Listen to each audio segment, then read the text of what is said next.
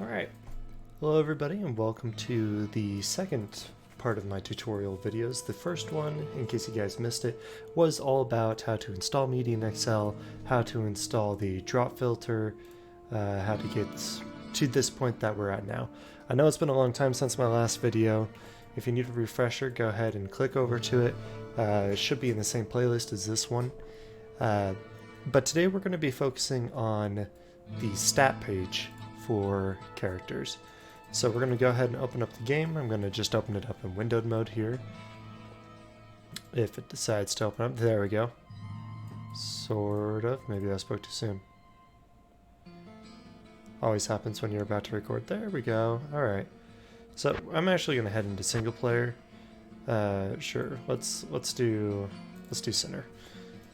So again, we're talking about the stat pages, right? And if you can see in the video behind me, I have Mrs. Tox. She's playing her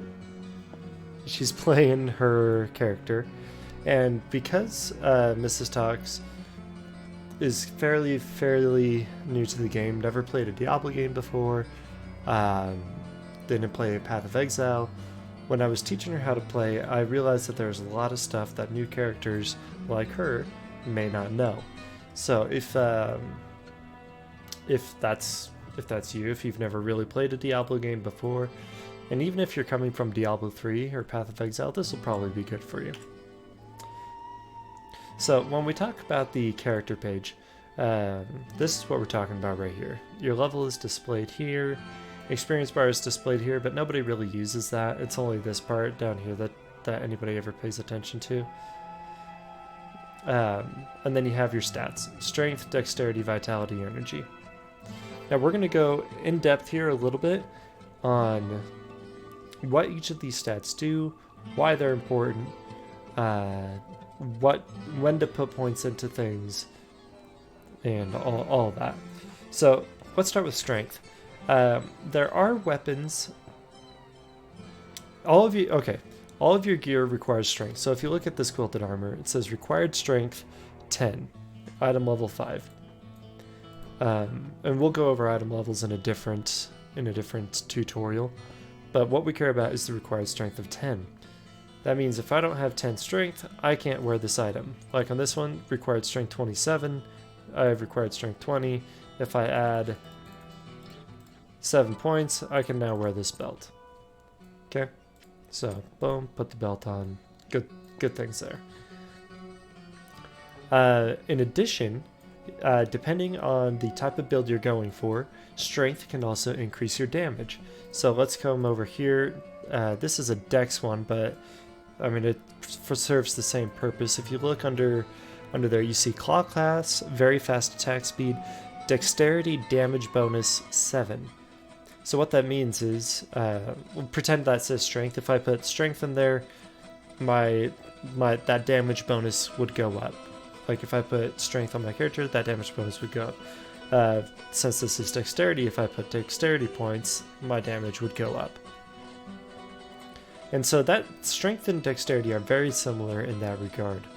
In that, depending on the weapon that you're using, whether it's a sword or a bow, a guitar, or whatever else, you will get damage bonus from these two primary stats. The difference with dexterity is that you get a lot more bonuses with dexterity over strength, generally speaking. Everything requires strength to use. Not everything requires dexterity to use, but dexterity gives you more bonus. So dexterity gives you bonus to attack rating. Here, let me go ahead and put this like that. So dexterity gives you bonus to attack rating. And what this means is it increases your chance to hit the enemy that you're fighting. Because I'm super low level and everything else is low level, I don't need a lot of attack rating to hit anything. 95% chance to hit is the maximum. As you increase level, you're going to need more attack rating. Attack rating comes from dexterity or from items that give you bonus to attack rating. Dexterity also increases defense. Defense determines how often you get hit, and 5% is the minimum for that. So you can have a whole ton of defense. If you're at 5%, you can't go any lower than that. So again, same thing with attack rating. Because I'm a level and everything else is low level, I don't need a whole lot of a defense to make it so I don't get hit very often. Right here, average chance to get hit, 9%. That's totally fine for starting out. Dexterity also increases your block chance. So if you're using a shield, which I am, so the more points in dexterity, the higher chance I have to block attacks, to a maximum of 75%. So, just to recap on that, because there was a lot of information, strength is used to wear items and to increase your damage for certain weapons. Dexterity is used to use certain weapons and items and to increase your damage, attack rating, defense, and block chance.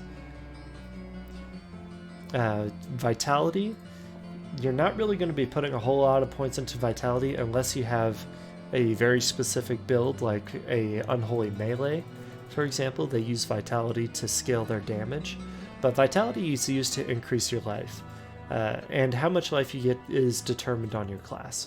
So if I put, right now I got 15 Vitality, if I put 1 point in here, then I jumped up 2 HP. So I don't really get a whole lot of points with Vitality. The more I level up, the more life I get. And that's generally where people leave it. Vitality is important if you're dying a lot. You may want to put points into Vitality. But otherwise, you're not really going to put a whole lot of points in there.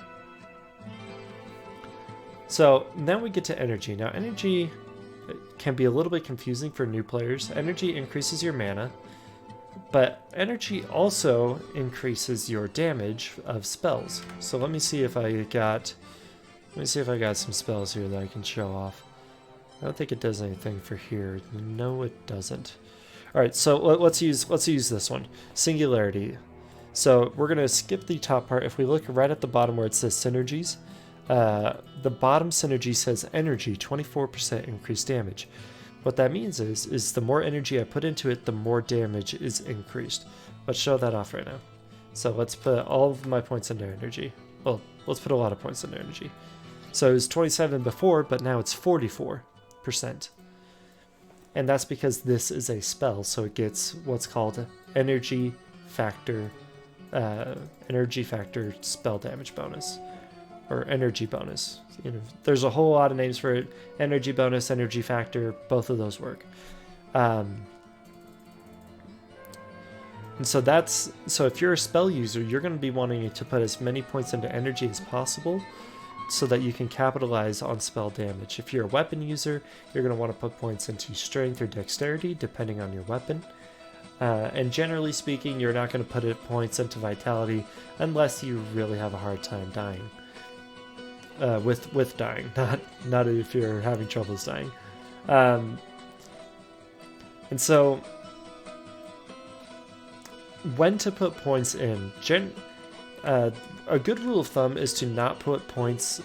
You notice that I started out with like 35 points here. I don't play single player. This was all for demonstration purposes. So you want to hold on to your stats until you need something. So let's say a unique Qatar dropped that I wanted to use, but it required 50 dexterity. Just arbitrary number. Requires 50 dexterity. And I'm only at 38. Well, I'm going to want to put my points that I've been saving up into dexterity. And then I can use it immediately. And same thing with strength. So when you're leveling, you're just going to be putting stuff into strength and into dexterity. Even if you're a spell user, hold off on energy for now. Worry about getting your stats where they need to be to actually use your gear, and then worry about putting stuff into energy. Now, a question I get a lot on my stream, and that Mrs. Talks has shared, is can I reset my stats? Like if I make a mistake, can I reset it? And yes, you can. After you do the Den of Evil, you come over here to Akara, and she will talk to you, and you can do reset stat and skill points. There's also an item that drops later on that's called Belladonna Extract, and that'll allow you to reset points, but for now, we just have Akara. So let's say I made a mistake. I reset, she's like, are you sure? I say okay. Now I have all of my stat points back for me to allocate where I want. Okay. And so hopefully, actually wait, hold on. I almost forgot one of the most important things, resistances. So let's talk resistances really quick, because this confuses a lot of new players. This bar here shows what your resistances are at. This bar here shows your total resistances. Those numbers are in fact different, and let me explain. So let's say I have an item that gives me 100% to fire resistance, okay? It will show 100% here, but only 75% here. And that's because 75% is the max amount of resistances that your character can have unless they have an item that says increases maximum resistances. Okay? Now, the important, if you're dying in Diablo 2, resistances are probably your number one problem. Because how it works, resistances are very simple. Let's say there's a monster that's doing 100 points of fire damage, and you have 50% fire resist. That means half of that damage, 50 points, are not going to you. So you're taking 50 points of damage. If you have 75% fire resist, then you're taking 25 points of damage, so on and so forth. So it's damage reduction for that element. Fire resist, cold resist, lightning resist, and poison resist. All of those are very important to increase as quickly as you can, because they will help you survive the most. Magic resist is very hard to get, and I don't think you should worry about it as a new player.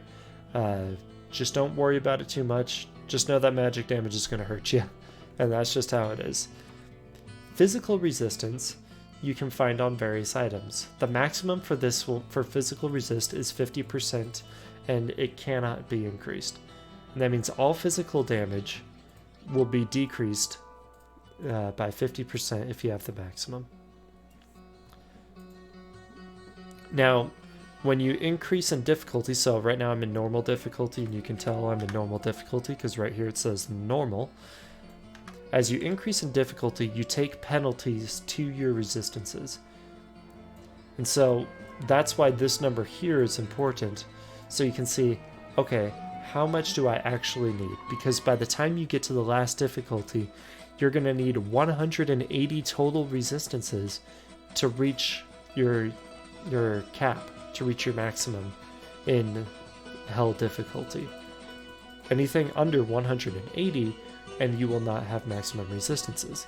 And so that's why this side here is useful, is because if you're in the second difficulty, you're like, okay, I'm about to go to the third difficulty, am I ready to do that? You can look at your resistances and say, alright, I need more poison resist, I don't have enough of that, or I need more fire, or cold, or lightning. And then you can plan for that, so that when you do end up getting to that final difficulty, you're ready to go. And with that, I think this covers the stat page just fine. And that is a very basic rundown of what to pay attention to on your stat page and what everything means. Guys, if you enjoyed this tutorial and you want to see more like it, hit the like button and let me know what you would like to see in the comments below. I believe next time we're going to be talking about skill trees and how to allocate skill points. But for now, you guys have a great time playing Median, and I will see you online.